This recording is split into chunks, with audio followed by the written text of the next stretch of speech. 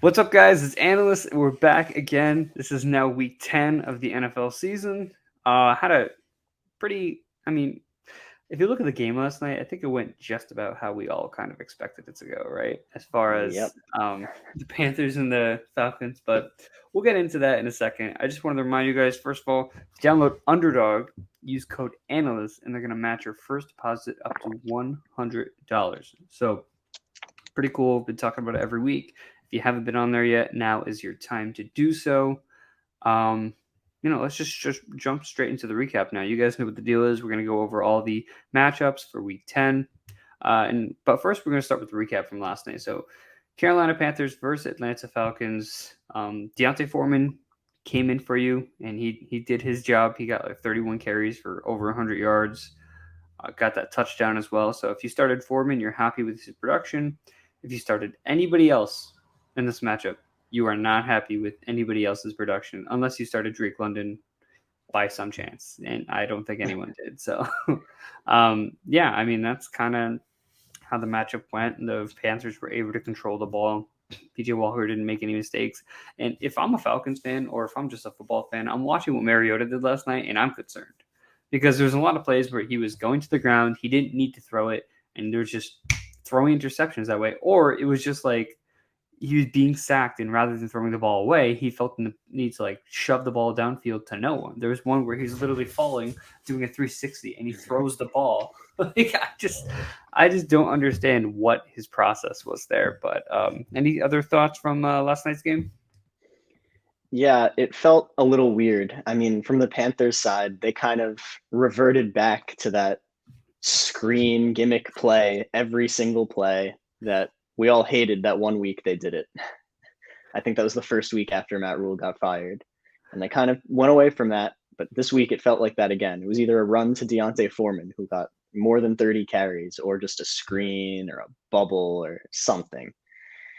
And from the Falcons side, I mean, they ran a little bit of a different game plan too. They actually threw the ball, which we have not seen. I mean, it was a little bit strange, definitely, especially if you're a Cordero Patterson owner. That was a bit concerning. Tyler Algier had more carries than him, had more yards than him. And Patterson just did not produce the way you would want him to. But yeah, that was my takeaway for the Falcons, is that they threw the ball. Kyle Pitts had 8 targets in this game, and I think he only caught 2 of them. But still, that type of usage is something that you should just monitor. Like, I know he had that one good week. What was that, 2 weeks ago now? And last week he was kind of, back to the old what he was doing. But 8 targets is something to look at. This week it did not work out, and if I had to place a bet, I would bet that they'd probably go back to throwing the ball 15 times next week and running it 40. But just something to monitor. Yeah, and I think it's interesting with Kyle Pitts because actually getting to see the whole game, they haven't had a lot of primetime games, and I'm not too much of a red zone watcher. I'm more of just I just want to watch a game and be invested in one game rather than like jumping between all these other games. So I'm not too much of a red zone guy. So this is kind of like one of my first like full looks at seeing the Falcons. And man, I mean, just Pitts needs a new quarterback, and that's kind of the end of it. Like 2 weeks ago, he talked about he had a big game. Last week, he had like a crazy amount of air yards. This week, he gets 8 targets. Like they're trying to get him involved. It's just him and Mariota cannot connect. Mariota finds him deep in a couple plays, overthrows him, underthrows him. These plays that get called back from penalty. It's just the really inaccurate balls that are heading Pitt's way. And they were just a little more on the money than he would, of course, be producing right now. But it's just not the case. So it's unfortunate. But Mariota, if he's the starter again next year, I would be extremely surprised. And also, you have to imagine, like, for a team when they're not going to make the playoffs, you kind of have to see what you have in your rookie quarterback, right? And I think that kind of goes to all teams of like, you need to see what you have before you go into next season. Because if they don't play Desmond Ridder in a single game this year, they go into next year and they're like, all right, we probably have to get a quarterback because we don't know what Desmond Ridder is. And we can't keep going with Mariota. We have an early round pick. Let's do it. But if you put Ridder in and he kills it, at the end of the year, then you say, okay, we don't need a quarterback. Kind of like what the Texans did with Davis Mills. Obviously, that hasn't worked out. But what they saw last year, and when they actually put him in the game, was, okay, he's manageable. He's doing pretty good. He has some upside. Let's roll with him.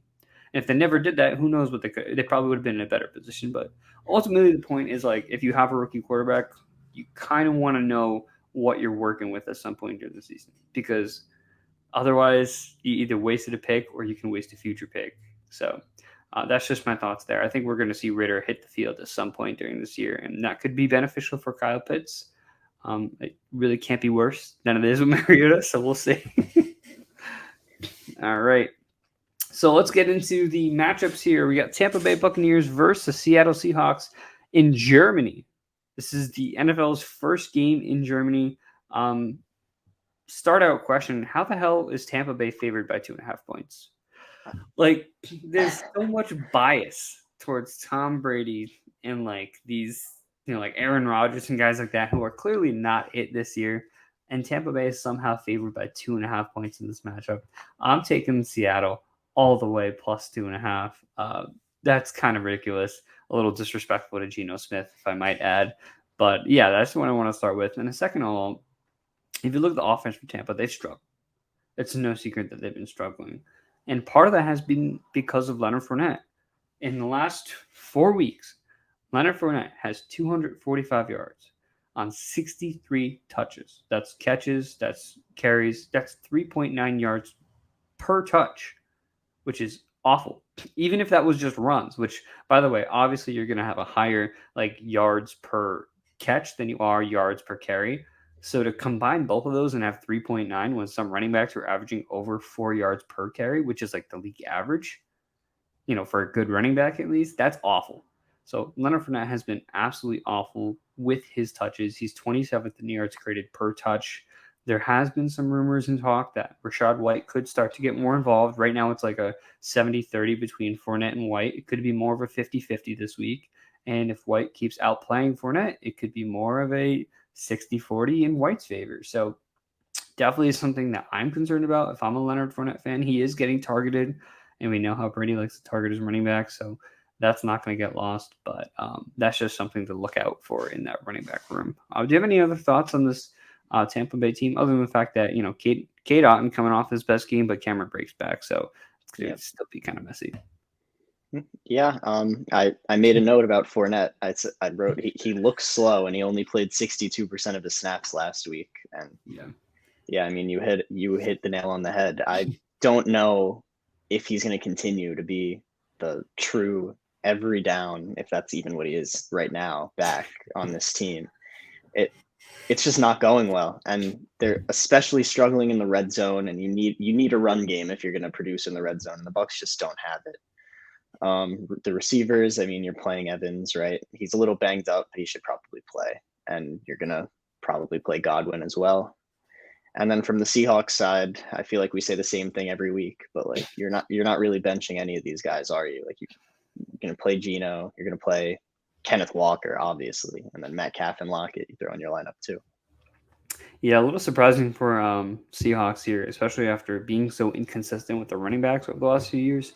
Kenneth Walker, since week 6, has had at least 20 opportunities per game. And by the way, guys, every time I say opportunity, that's combining targets and carries, because I don't want to say touches because they might have not caught every single target that came their way. So opportunities outlines targets plus carries. So at least 20 opportunities per game since week 6. He's also averaging 74% of the snaps in that time. He is a workhorse, and those are rare in today's NFL. So you're definitely starting him every single week. Looking at the next matchup here, starting with the games back in the U.S., the Buffalo Bills against the Minnesota Vikings. So what's interesting here, Josh Allen obviously dealing with an injury. There is a small chance he doesn't play. Just got an update now. Sean McDermott has not ruled him out. So there is a chance that Allen suits up. But if he doesn't, obviously Case Keenum starting is a very different offense than Josh Allen starting. Looking at the running backs here, Hines in his first week did not do as well as some of these other guys in their first week. I mean, you look at what TJ Hawkinson did in his first game, and you look at what Jeff Wilson did in his first game. Hines did not compare. I think he had 5 yards on the ground. a couple punt returns or kick returns or whatever it was. But Singletary is still the workhorse with 74% of the snaps, 13 opportunities, including 5 targets. He seems to still be somewhat startable in this offense as of right now. I think Hines is going to get more involved as time goes on, but right now it's just not looking good. And then just to kind of flip on the Minnesota side real quick, TJ Hawkinson in his debut for the Vikings. Very, very historic debut for TJ Hawkinson. He caught 9 out of 9 targets for 70 yards, and that's the most targets that Vikings tight end has seen since 2018 with Kyle Rudolph. He played 91% of the snaps, which was more than any other Vikings tight end this entire season. Johnny Munt played 65% of snaps in week 1, and that was the second most. So they are using TJ Hawkinson. He's going to be the number 2 target next to Justin Jefferson. He's going to produce. He's an every week guy. He's looking like a top 5 tight end. It sounds like a bit of an overreaction, but this is just ultimately like we haven't seen. There's so many tells here. I mean, this is his first game as a Viking, and he has 9 targets, which is more than any other tight end since 2018. He plays 91% of the offensive snaps. Like, this is very telling of things to come. So if you have TJ Hawkinson, you are ecstatic about his usage in Minnesota. Yeah. And really with the Vikings, it is pretty much the same story every week as well at this point. You're going to play Dalvin Cook and Justin Jefferson. And now with TJ Hawkinson in the mix, you obviously playing him too. And then just from the Bills' perspective, I feel like Josh Allen's probably going to play. But, yeah. I mean, we all saw that throw he unleashed at the last play of that Jets game right into Gabe Davis's lap, who was perfectly covered. It still went right through his hands. But, I mean, doing that with that injury, I don't see how he doesn't play. That's just my opinion. We'll see. But if he doesn't, things are going to kind of get interesting and a little bit dicey for this offense from a fantasy perspective, right? I mean, you're going to have Case Keenum come in. I'd still start Stephon Diggs. And then outside of that, my next favorite would probably be Nyheim Hines. I'd expect a lot of dump offs. And I think Nyheim Hines played like 6% of the snaps last week. That I don't think is going to continue. That has to go up unless they decide to use James Cook instead. And if that's the case, then why did you trade for Nyheim Hines in the first place? So I would expect Hines to get more involved. And if Case Keenum's the quarterback, I'd expect a lot of dump offs, a lot of, short area passes, that sort of running back room getting involved more. Yeah, and just to kind of add on to the Gabe Davis thing, if Josh Allen is starting, then I would keep plugging Gabe Davis into my lineup. I know that results haven't been there, but this is an offense that we know can produce more than one fantasy relevant player. And Gabe Davis has been second on the team in targets over the last 4 weeks that the Bills have played. So he's the second, most targeted player on that team over that span, and it's only a matter of time before they start to connect as they have in the past. So again, a good matchup against the Minnesota Vikings. If Josh Allen is playing, if Josh Allen's not playing, like you said, I'm expecting more dump offs. It's probably going to be very messy between Singletary, Hines, and James Cook, who again looked good last week. So we'll see. We'll have to see there. But let's move on to the next game here. Chicago Bears versus the Detroit Lions. Justin Fields is playing out of his freaking mind right now. He's a dream matchup this week against the Detroit Lions at home. I mean, is Justin Fields the QB1 this week? I think it's very possible considering he finished as a QB1 last week. But it's a startable matchup for Monty and maybe even Herbert as well. The Lions are just absolutely awful on defense. So, from the Bears side, I'm rolling with Justin Fields. I don't know. Can you think of a single quarterback that you would start over Justin Fields this week? I mean, Patrick Mahomes, maybe. Maybe. Even so, maybe. Yeah, I mean, Justin Fields has been on fire, and there are 3 teams in the league right now, the Dolphins, the Lions, and the Bears. And it's funny because the Bears played the Dolphins last week, that whenever they play with these 3 teams, it feels like it's going to be an offensive showdown every week. And now, again, for the second week in a row, the Bears are playing one of these teams. I see no reason that Justin Fields isn't going to run for 150 yards again, if I'm being honest. And from the Lions side as well, I mean, Jared Goff is a decent stream this week. St. Brown, I still think is probably the number one target in this offense and should be in your lineup. And just a note on the Lions running backs, right? Like DeAndre Swift, I think he played less than 10% of the snaps last week coming off that injury. We were expecting it, but that was a little bit less than I'm sure most people were hoping for. But I think he's been limited this week with an ankle injury. I feel like he's going to get back to it. And whether that's this week or next week, I'm sure Swift is going to get back to the fantasy RB1 that he was before he went down. I don't know about this week. I still think he's a good play this week, but the elite production is still to come, I believe. Yeah, and I think what's interesting too here is that Swift had 10 touches in week 8 and 5 touches in week 9. Absolutely awful, right? Like you're expecting like obviously more touches. But he's averaging 1.7 fantasy points per touch. He turned Jamal turned 24 touches into 10 points. He turned 1.7 points into like 25 points. So, I mean, I'm sorry, 10 touches into that amount of points, 17 points or whatever it was. Regardless, last week he turned 5 touches into 8 points. Like, he only touched the ball 5 times. He still got 8 points. He was 2 points behind Jamal, who had 19 more touches than him. So Swift is very, very efficient when he actually gets the ball in this offense. The team did say they want to ramp him up a little bit this week, so I think we're going to see him bounce back a bit. And, they're using him a lot in the red zone. So at the worst, I'm expecting a touchdown out of him in this game, hopefully. But we don't want to get our hopes up too much. Let's look at this game here. Kansas City Chiefs versus Jacksonville Jaguars. Is this the week that Isaiah Pacheco has that breakout game? Probably not. But we're going to still hype it up like it's possible? Maybe. I mean, he's technically been the starter the last 2 weeks, although Jerick McKinnon is just playing like 60% of the snaps at this point for whatever reason. Jaguars are 24th at defending running backs. So, I mean, I think it's worth looking into. On the same side, McCole Hardman, the clear wide receiver 2 in this offense, 5 touchdowns over the last 3 weeks. He did not practice Wednesday or Thursday, so it might open up some space for some other people. On the flip side, Trevor Lawrence is going to do his thing, which is usually not too much. But, we'll watch what ETN does in this matchup as well. I think Lawrence is a decent streamer if you need to.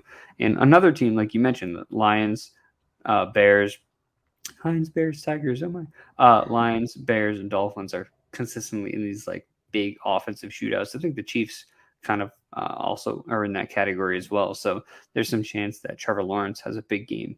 Any other thoughts on this matchup? Yeah.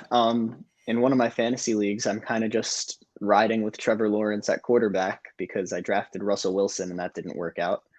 I had to pick someone up off of waivers. And this is one of those leagues where there's 14 people in it and everybody has to have 2 quarterbacks. So for whatever reason, 14 team league.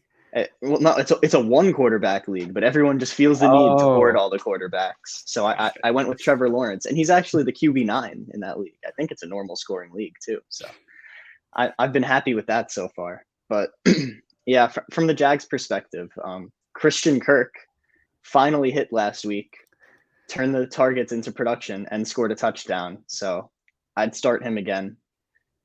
That's really all there is with the Jags. I mean, Travis Etienne, play him obviously, and Trevor Lawrence is a good stream as well. From the Chiefs side, Juju Smith-Schuster is very quickly approaching that sort of like every week flex option for me. Yeah. This is 3 weeks in a row now. I think he's had either 100 yards or 10 receptions, and he's just been producing like a solid 20 points at least for the past few weeks. So until that stops, I'm pretty confident that Juju could be a good flex option.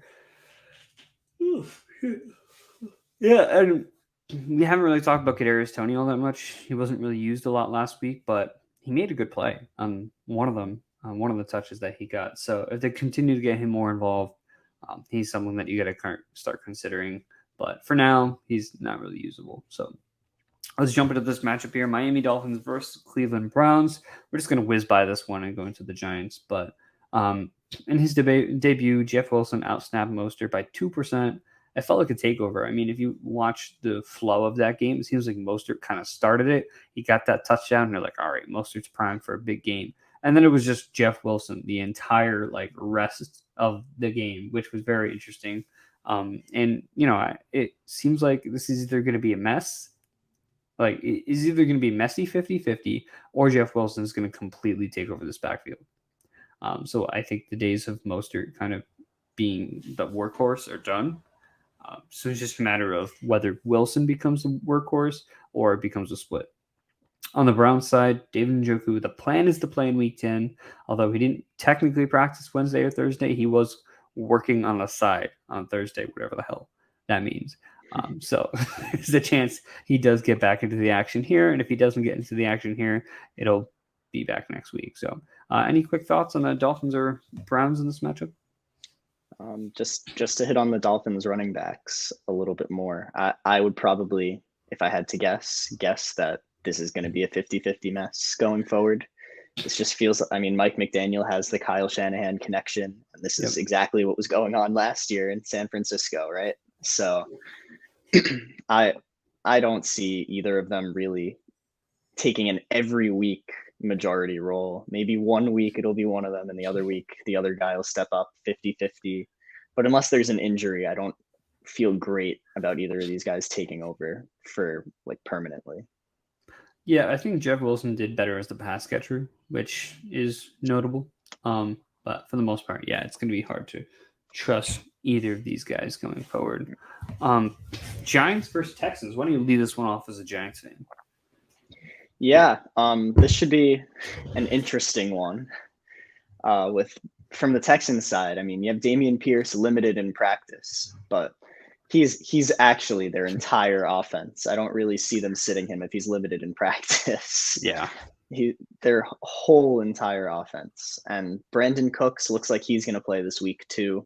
I'd throw him in my lineup if he plays. I don't see why not against a Giants secondary that's now hurting even more with the loss of their captain and play caller, Xavier McKinney, who fell off a four-wheeler or something on vacation during the bye week and is now maybe out for the season, which is just pathetic and the most Giants thing that could ever possibly happen, right? But from the Giants offensive side, Daniel Jones is probably a good stream this week against a weak Texans defense. He'll be using his legs a lot, I'm sure, probably throwing the ball a little too in what may be a close game. The Giants seem to love close games. So yeah, Daniel Jones. And then just a question for you here. What are we making of this Wan'Dale Robinson situation? We were kind of expecting a bit more 2 weeks ago before the Giants bye week. I think he left that game with one target or one catch. It was an extreme disappointment when he was the only receiver there. And now Kenny Golladay is expected to play this week. Not that he's been anything great, but what do you make of Wan'Dale Robinson? So I think what's going to be interesting here, it's going to take time for Robinson and Daniel Jones to kind of create that chemistry. I think the good thing about Kenny Golladay coming back is that it's going to be Golladay and Darius Slayton on the perimeter, and then Wan'Dale Robinson is going to be exclusively in the slot, which I think is going to be good for him. And, as Daniel Jones over time starts to create that kind of connection with him. And we see teams after a bye too with their rookies. They start to get more involved, or they kind of get an extra week to get a grip of this offense. And then they come in with a new plan. Teams are always coming off byes and just kind of having this like new offensive game plan. It's like, okay, we're a new team now. Like, we're going to do this. So I wouldn't be surprised to see them come out of the bye and Wan'Dale Robinson start to be more involved, but just, this is not an offense where I want any pass catcher. And it's going to be inconsistent. Wan'Dale Robinson is not like a elite wide receiver one, even at his best. He's just more of a, if he gets enough targets, you'll be happy. He's like the best game for Wan'Dale Robinson is like a 8-catch, like 70 or 80 yard kind of game. Like, that's who he can be on this offense. And that's kind of what Sterling Shepard for a while was when he was actually on the field. So he could be this team's new Sterling Shepard. And that's just kind of what we're hoping he gets to at some point. But it's going to take time. It's definitely going to take time. Next game here, we got Pittsburgh Steelers versus the New Orleans Saints. Could be a new look Steelers going to this week. I mentioned teams making a change after the bye. Mike Tomlin had a lot to say about the running back room without officially saying anything, right? So if you looked at the interview with Tomlin, he said, if you look at the tape between these two running backs, it's obvious which running back is better. So if we've all been watching the same games, Jaylen Warren is clearly the better running back in Pittsburgh right now. Najee is just not it. And then to add on to that, a reporter asked him, is Najee healthy enough? Is that affecting his play? He basically said, if he's healthy enough to be on the field, the injury should not be holding him back, which very cryptic, but it's all sounding like Jaylen Warren's going to see a bigger role, if not the lead role, coming into this next week here. So I would very much be looking to get Jaylen Warren if you have not already on your benches. This is potential for him to be the kind of workhorse here. Najee taking a step back. Yeah, that's very interesting. And also the rest of the offense, no Claypool anymore. He's now in Chicago. George Pickens, Deontay Johnson, they both have good matchups this week against the Saints. I believe Lattimore is still out. So we're going to see good matchups for both these guys. It kind of feels like a Pat Freiermuth type of game, just like a over the middle. Freiermuth just going to annihilate them here. But for the most part, I'm expecting George Pickens to potentially have a breakout in the second half of the year with those extra targets lost by Claypool. So on the other side, Olave, again, a monster game against the Steelers cornerbacks who were ranked 108th and 94th, respectively, in coverage out of all cornerbacks in the league that are eligible. So Olave should do his thing here. Any other thoughts on the last? No, there's still a couple 1 o'clock games, but any other thoughts on this game? Yeah, and I mean, I forget where I heard this. It was somewhere on the internet. I wish I could give credit to who said it, but don't remember who said it. But I do think it's a good point. They said Najee Harris is sort of suffering from that Saquon syndrome that he's been suffering from the past few years, where he was one of the best running back prospects we've ever seen. He comes out, gets thrown behind this Giants offensive line with absolutely no blocking. Jason Garrett as his play caller, and Joe Judge is his head coach, and yeah, Matt Canada's pretty bad, and loses it and starts trying to do too much. He starts trying to cut when there's nowhere to cut. I mean, everyone saw that play with Najee Harris, right? And catching the ball at the line of scrimmage with a free 5 yards in front of him, only needed 2 to get the first down, and he just starts juking nobody. So that I think that's a perfect example. That's what happens. I think that's a perfect example to describe what's going on with Najee Harris. So not necessarily pumping the brakes on Jaylen Warren, because I'm sure if he plays, he's going to have a pass catching role and a running role. Will produce at worst how Najee's been producing, and at best better. But just a little bit of concern with the Steelers offense in general. And I know you've been on the George Pickens hype train for a while, but now without Claypool anymore, I'm buying in now officially. I'm kind of on the George Pickens train. I wrote about him in my buy lows this week. There's not really much else to say. There's open targets, and why shouldn't Pickens be taking them? With Deontay Johnson typically being the most targeted player already, there's not really room for him to improve. Pickens has room to get even more volume in. And from the Saints side, just Alvin Kamara and Chris Olave every week, as always. That's it.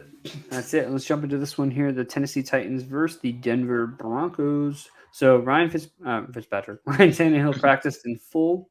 So it's looking like he's going to come back into the lineup. Malik Willis did okay. Didn't really do much in the air. Talking about not doing much in the air. Tennessee Titans wide receivers. Tail. Hey, Yanni. Tennessee Titans wide receivers have a total of 2 catches over the last 2 games.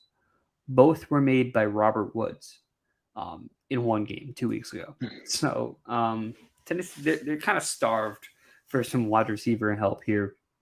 I mean, I'm sure they're fine leaning on Derrick Henry, but at the same time, it might be nice to kind of have someone in the air who could get you down the field. And Treylon Burks is looking to return this week after toe injury kept him out. He was really building momentum before he got injured, and we all felt like that breakout game was right there, and he was getting more and more snaps. So we'll see, with him back in the offense, how it looks, how involved he is. Obviously, we're not starting him now, or maybe not in the next couple of weeks, but we'll see. I'm excited for him. I mean, he first round pick for a reason. Very talented receiver. I want to see him more involved.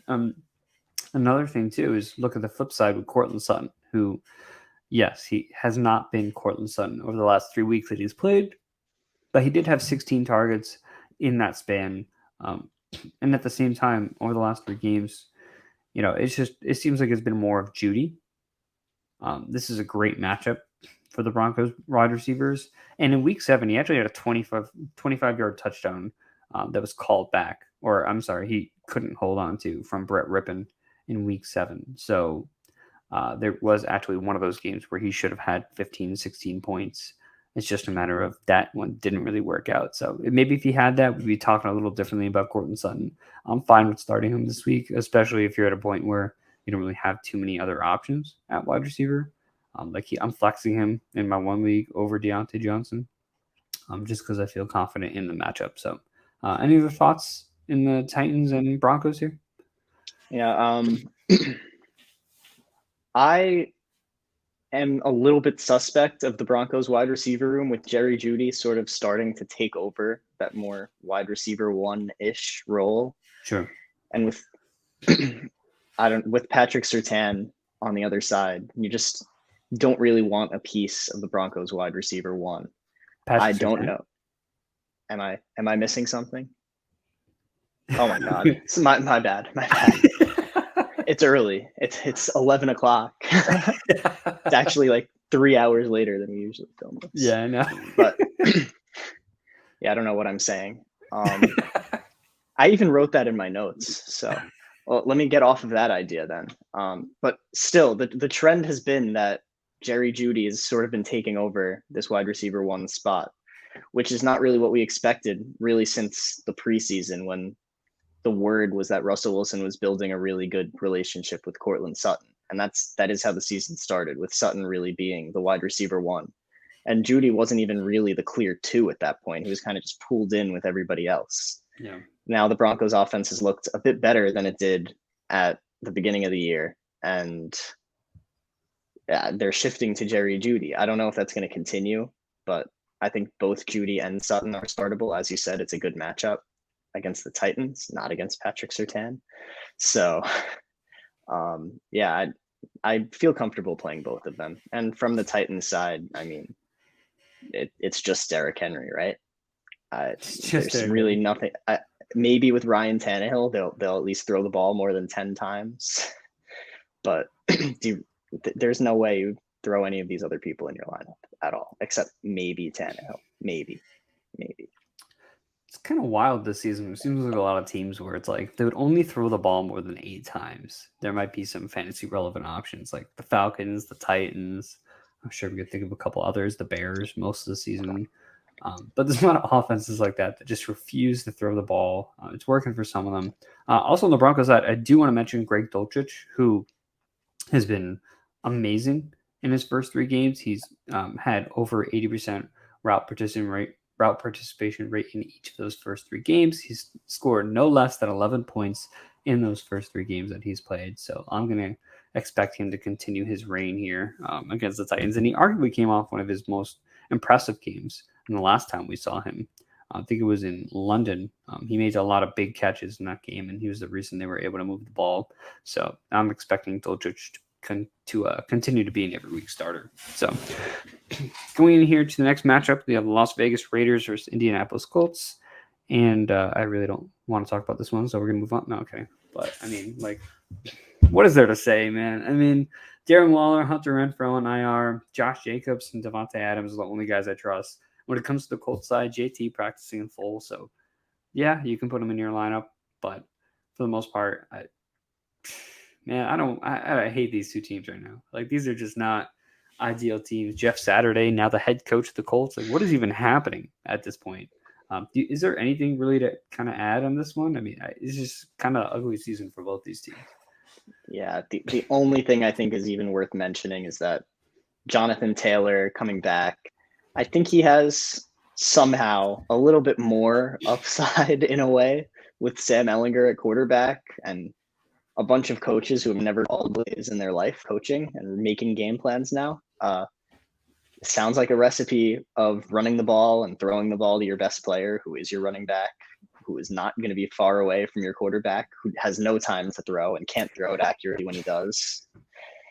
It's a complete mess. I mean, they're not trying to win. I think that's pretty clear that they are looking to end the whole meme of, what is it, 6 different quarterbacks in 6 different seasons now. It's absolutely ridiculous what's been going on, and I think their owner Jim Irsay is sick of it.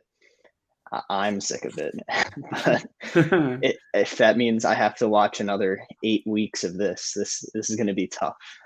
And from the Raiders side, just frustration with Darren Waller, man. I mean, I've been waiting for him to return for a few weeks now in one of my lineups.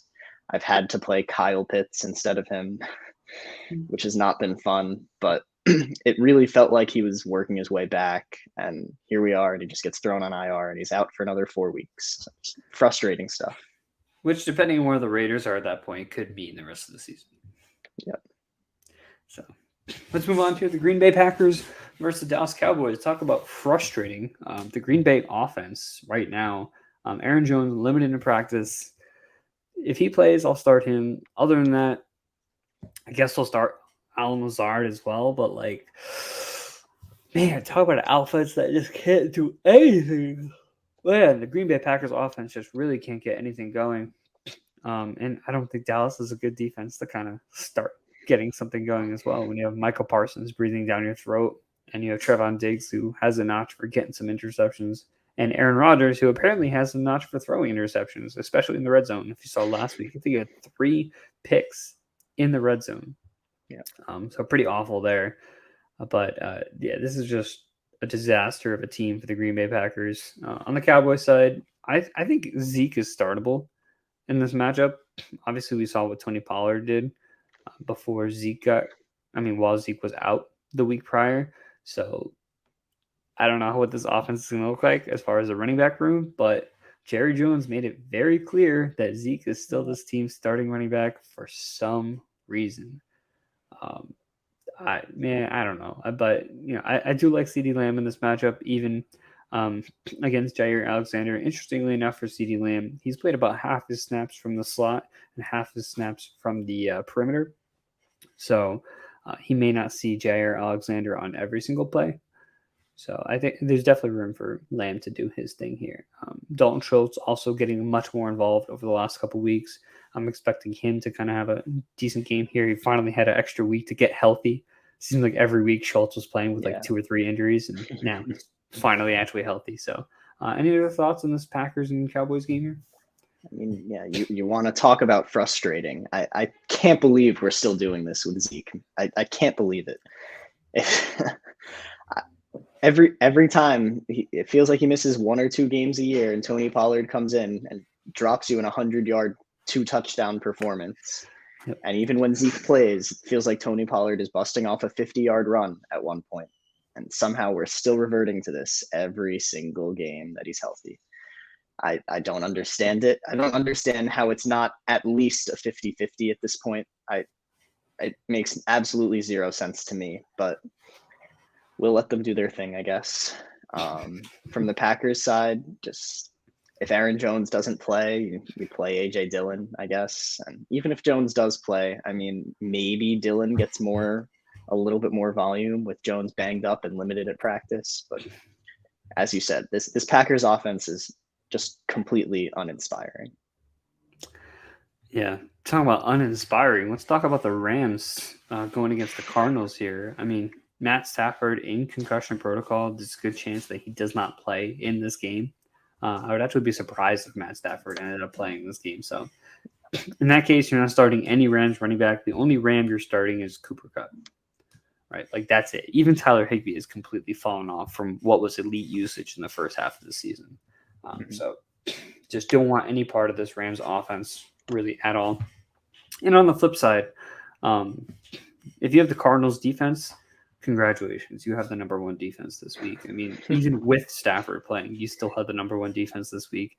And now with Stafford likely out, you're going to have a very fun time. The Cardinals defense has been sneaky good. I think they have more defensive touchdowns than any other team in the entire league this year.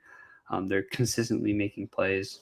On top of that, James Conner, his first game back, very encouraging usage at least. I mean, 71% of the snaps. He took 7 carries for 45 yards. And the week before that, before he got hurt, he took 9 carries for 55 yards. So not bad. And that was kind of the thing with him. He was kind of like more like a 13 for 39 kind of guy. But now he's more of a 6 or 7 for 45, which is great. If he starts to see more of that work on the ground, it could be very beneficial to him. He did see 5 targets last week as well and caught all 5 of them. So I think there's definitely promise for Connor in this matchup, especially if they're going to be up with Stafford out. I think Connor could. I think Connor scores a touchdown here.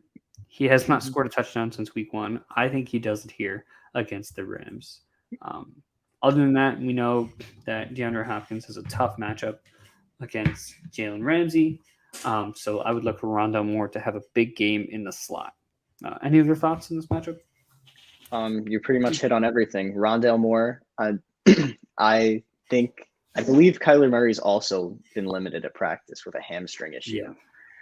He'll probably play, but that's just something to monitor. If he's not going to be running around as much, I'd look for Rondale Moore even more than we would expect. I mean, he was their most targeted player last week, which is pretty interesting. And if Kyler's not going to be running around, I think Rondale is going to have an increased role, especially with D-Hop playing against Jalen Ramsey. And I'm still starting Hopkins, but I do think Rondale Moore is a good start this week. He'll definitely be on my starts list.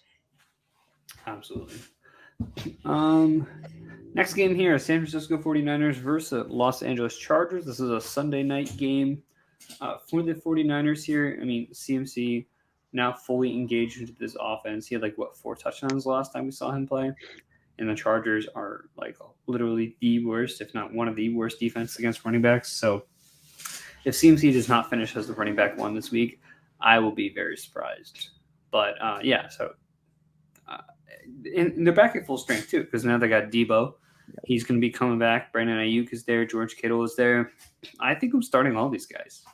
I think Chargers are going to kind of put up a bit of a fight and keep the 49ers moving in this offense. Jimmy Garoppolo is going to have to throw it a lot. I think he's a good streamer as well. On the flip side, no Keenan Allen, no Mike Williams. It's likely going to be another Joshua Palmer game. And as usual, an Austin Eckler game. I don't think the Chargers are going to be able to squeeze out the win here on Sunday Night Football. It's going to come down to a lot for Justin Herbert to have to do. But he needs help. He needs these receivers back. So I'll start Joshua Palmer still because of the usage that he had. And obviously he's starting Austin Eckler. But other than that, I'm not really looking to start anyone in this matchup. Yeah, I think it's worth noting that Palmer was particularly poor at getting separation last week against the Falcons' backup cornerbacks, and he still got 10 targets and caught 8 of them for over 100 yards. And he had drops too. Yep. And this Keenan situation is getting increasingly more frustrating, but until something changes, you're going to play Palmer instead of him. And just from the Niners' perspective, as you said, Jimmy's a good stream. And I know we're going to talk about the Eagles next, but I think we're sort of entering a similar territory. I've been pushing this idea that the Eagles have these 4 guys. They have Sanders, Goddard, A.J. Brown, and Devontae Smith. It feels like every week, 2 or 3 of them are giving you elite fantasy production, and the other 1 or 2 are just a disappointment. And I feel like we're very quickly entering that territory with the 49ers. You've got Christian McCaffrey, who's probably going to be great every single week. But then you got all of these pass catchers. You have George Kittle. You have Debo Samuel, Brandon Ayuk. I'm sure when Elijah Mitchell gets back, he'll have at least a tiny bit of a role, if not anything else, just being a true running back to Christian McCaffrey's more gimmicky pass catching type. So I feel like we're very quickly going to enter that territory where you're not really going to know who to start on a week-to-week basis outside of McCaffrey. So it can't really hurt to play all of them until we get a more defined look. Yeah, they all definitely have the upside to have that big game, like you mentioned. Last game here, we got Philadelphia Eagles versus the Washington Commanders. This is the Monday night game. This one's kind of straightforward. I mean, I'm starting Miles Sanders in this matchup. I think the Eagles are going to be up on Taylor Heineke and the Commanders. It could be a sneaky game for the Commanders, but for the most part, I think the Eagles are just going to kind of run away with this one. A.J. Brown, you're starting Washington's secondary and corners are just absolutely awful. So no hold back there. Devontae Smith, I feel like Devontae Smith, he kind of feeds more on the opportunity when it's a tougher matchup for A.J. Brown. Kind of similar to what you're saying with the 49ers and whatever, just like we don't know who's going to pop off. So, yeah, I don't think this is necessarily a Devontae Smith game. I think Goddard's usage before the bye was, or not before the bye, but at least last week was awesome. So if that continues, he's going to be a weekly guy. And clearly the offense benefited from giving him that work.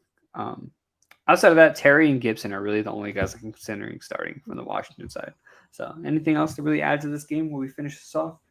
No, just Terry is an every week play now as long as Taylor Heineke's his quarterback. He got 9 targets last week, and I think that was 4 or 5 more than anyone else on the team. And it feels like this Antonio Gibson, Brian Robinson situation is pretty messy. And I know J.D. McKissick didn't play last week. I don't believe he's healthy yet, but I'm not positive. Either way, it feels like Gibson is, for now, the guy that you want to have in this backfield just because he has a bit of an edge in the receiving usage. I think they were almost exactly 50-50 last week after Gibson had a bit of a more defined role 2 weeks ago. And it's just a mess. But if you have to choose between 2 messy running backs, you take the one with more receiving upside. And that, I think, is Gibson for now. At least we hope, right? But yeah. Hey, guys, thank you again for checking out this week's Week 10 matchups for fantasy football. Don't forget to use code ANALYST on Underdog, and they'll match your first deposit up to $100. Any last words to add, Luke, before we end this off? No, thanks for watching. Drop your questions, as always, and good luck this week. Yeah, good luck, guys, and we'll see you next week. See it.